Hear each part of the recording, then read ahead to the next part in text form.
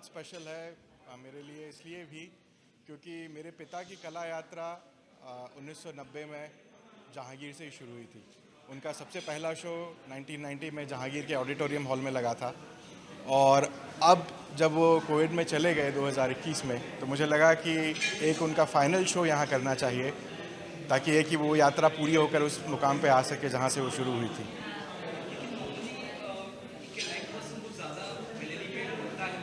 जी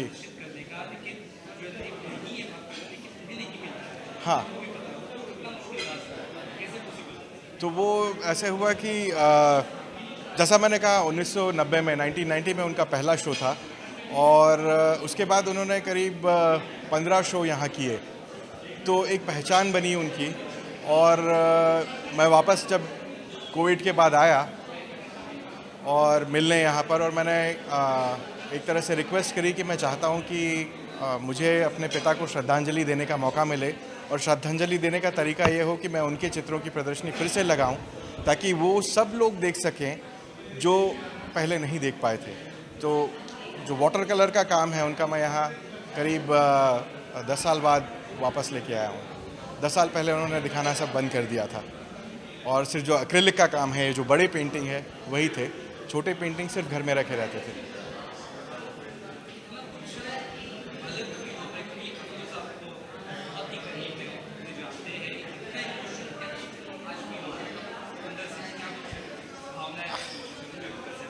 हाँ, बिल्कुल। भावनाओं का तो यह है कि अब बड़ी मुश्किल से अपने आप को नियंत्रित करके रखा है,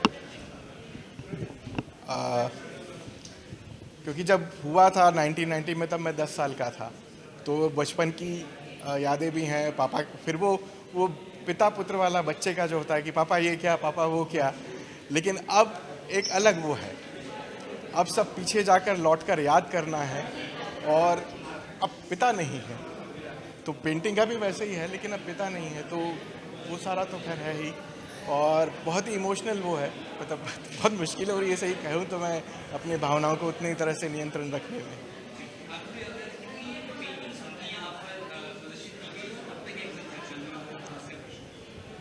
जो बड़ी पेंटिंग्स हैं वो करीब 30 पेंटिंग हैं, और 16 पेंटिंग छोटी हैं, वाटर कलर की हैं, और मैं कुछ काम और लेके आया हूँ जो बीच प्रदर्शनी में मैं बदल दूंगा, ताकि लोगों को अलग अलग देखने को मिले। और ये प्रदर्शनी 15 मई तक चलेगी।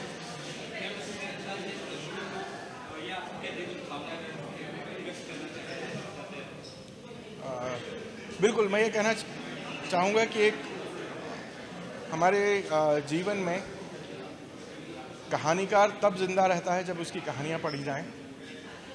संगीतकार तब जिंदा रहता है जब उसका संगीत सुना जाए, और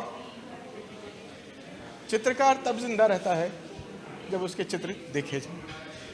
तो मैं तो ये कहना चाहूँगा कि अगर लोग आकर देखें, तो एक तरह से वो मेरे पिता को जीवित रखेंगे, एक कलाकार को जीवित रखेंगे। Thank you. तो ये प्रभु जोशी सर का जो कला प्रवास है, ये जहांगीर आर्ट गैलरी से शुरू हुआ था। उनका पहला शो, जैसा पुनर्वसु ने कहा, कि जहांगीर आर्ट गैलरी के ऑडिटोरियम हॉल में हुआ था, और इनका ये 35 साल का जो कला प्रवास है बड़ा, जिसमें उन्होंने अलग अलग पेंटिंग्स की, और पूरे भारत में अलग अलग कला गृहों में एग्जीबिशंस किया, आर्ट गैलरीज में एग्जीबिशंस किया। वो अपनी एक पर्टिकुलर टाइप की कला के लिए वो जाने जाते थे। प्रभु जोशी सर का नाम एक अलग तरीके की जो लैंडस्केप है, जो लैंडस्केप जिसमें आपको ह्यूमन फिगर नहीं दिखेगी, बजाय उसके आप अगर कुछ यूरोपियन पेंटिंग देखेंगे जिसमें ह्यूमन फिगर नहीं दिखती है, लेकिन वो ह्यूमन फिगर नहीं है, इसलिए वो पेंटिंग थोड़ी सी नीरस नज़र आती है, लाइव नहीं है। बट आप प्रभु जोशी सर की पेंटिंग देखिए, उसमें ह्यूमन फिगर नहीं है, फिर भी वो पेंटिंग में एक अलग से जीवन है, वो लाइफ ही उसके थ्रू पेंट करते हैं। और कुछ पेंटिंग में उन्होंने अगर ह्यूमन फिगर नहीं भी है तो कुछ में पंछी है, कबूतर है, ऐसे एक प्रतीक उन्होंने लिए हैं, जिससे एक प्रतीकात्मक भाष्य उसमें से आता है। ये लैंडस्केप तो ही है, बट उसमें से, और उनकी कुछ पेंटिंग है जिसमें एक अनोखी थोड़ी सी एक छटा होती है, जिसे कह सकते हैं आप जो डार्क टोन है, थोड़ा डार्क टोन है, और वो डार्क टोन से जो डेप्थ उभर के आती है वो बिल्कुल अलग से। ये जो प्रयोग है ये बहुत कम चित्रकारों ने ये करने की कोशिश की है।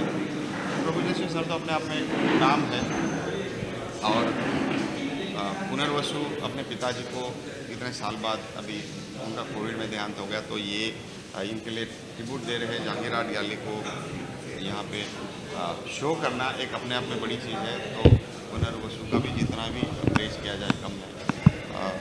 ये बहुत से कम ऐसे पुत्र होते हैं जो अपने पिता के लिए इस लेवल तक आगे भी काम करना चाहते हैं। वो चाहते हैं कि प्रभु सर का नाम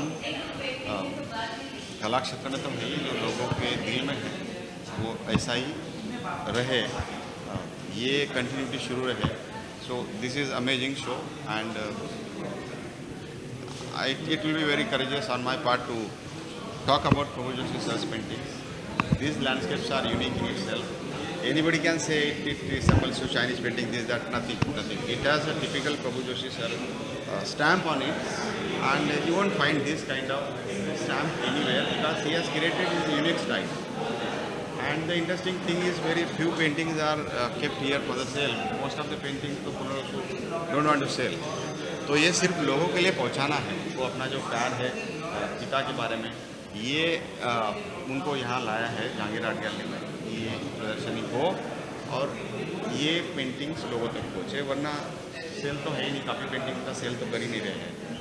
तो मैं उनको बहुत बहुत बधाई दूंगा, और अपने पिता के प्रति जो उन्होंने यहाँ पे श्रद्धांजलि अनोखी दी है उसके लिए वो बधाई के पात्र है। उनको मैं फिर से एक बार बहुत बहुत धन्यवाद करूँगा कि मुझे यहाँ इस काबिल समझा के बुलाए, और थैंक यू वेरी मच। और मैं यही कहूँगा, आए और ये पेंटिंग देखिए। इस पेंटिंग में जो लैंडस्केप है वो अनोखे है, और मुंबई, दिल्ली, बेंगलोर ऐसे शहरों में ढेर सारे ऐसे कला रसिक हैं जो भले पेंटिंग खरीदते नहीं रहेंगे, बट वो कला की तारीफ करते हैं और वो आते हैं जहांगीर आर्ट गैलरी में। बल्कि आधी से ज़्यादा जो यहाँ दर्शक वर्ग आता है, ज़्यादा से ज़्यादा वो कला रसिक ही है।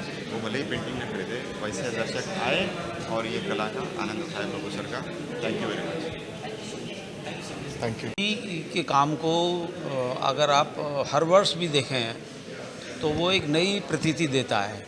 जिन कलाओं की दुनिया में जिस तरह की चीज़ें उन्होंने अभिव्यक्त की हैं, उनमें इतनी परतें हैं, उसमें इतना कुछ अनकहा है कि एक कला का जो चरम पल होते हैं वो उनको आप महसूस कर सकते हैं। मैं प्रभु भाई के साथ करीब 25-30 वर्षों से लगातार उनसे जुड़ा भी रहा और उनके काम से भी वाकिफ़ रहा, और हर बार मुझे एक सुखद आश्चर्य और एक चमत्कार सा लगता है कि किस तरह की चीज़ें वो अपने लिए और हमारे लिए आविष्कृत करते हैं। ये कोई बहुत सामान्य चित्रकारी नहीं है। ये हमारा दुर्भाग्य है कि उस तरह की शोहरत इस तरह की चित्रकला को उनके जल रंगों को नहीं मिली जिस तरह से होनी चाहिए। लेकिन जो उस दुनिया से वाकिफ़ हैं कि जल रंग क्या होता है और क्या वो करिश्मा कर चुके हैं, उनको तो पता है। लेकिन जैसे मैं कहूँगा कि जो आम जन है उसको शायद भी उसकी इतनी भी समझ नहीं होगी।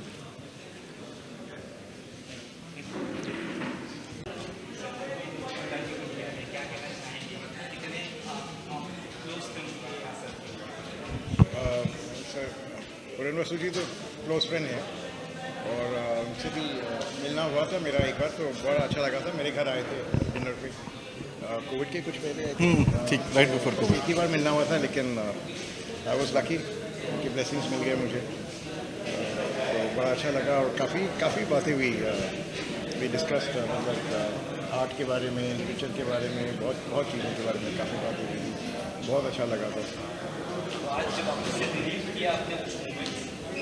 हाँ, वो तो है, पहले भी देखा है उनके पेंटिंग्स, तो it is an emotional moment तो है।